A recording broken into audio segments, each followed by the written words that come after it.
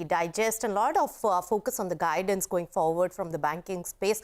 But before I move on to other earnings and the reactions, here's an important piece of news that's flashing on our screens. WhatsApp services are down, and Meta has stated that they will restore the WhatsApp services as soon as possible. You know, Pavitra, it's just so important. All our wishes have gone through WhatsApp, and not just for social connect, but WhatsApp has a tie-up with JioMart of Reliance Industries, so even businesses could be impacted. So an important piece of information there, and life comes to a standstill when WhatsApp doesn't work. So keep an eye out on that development. But let's shift focus to one stock which is doing well in trade today. Almost 2% up in trade today is JSW Steel, which posted a weak set of Q2 numbers with EBITDA as well as the margins, both coming in well below street estimates. In fact, earlier today, we caught up with the joint MD and Group CFO of JSW Steel, Sheshagiri Rao, and he believes that the benefit from the lower input costs like coking coal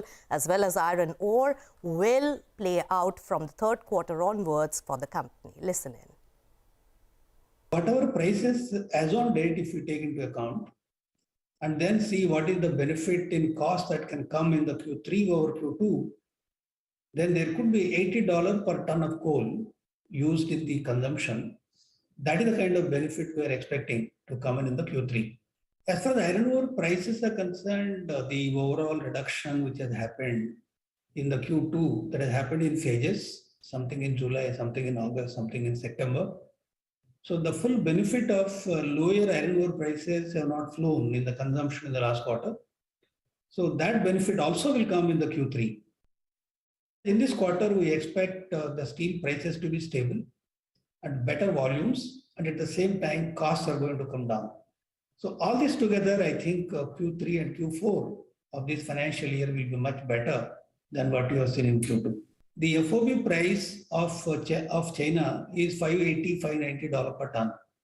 If you take another $40 as the transportation cost and multiply by 83 rupees, which is a rupee dollar, and if you have to pay 7.5% duty and then add the port charges and other costs relating to imports, then the landed cost is almost equal or maybe slightly higher than the domestic prices today.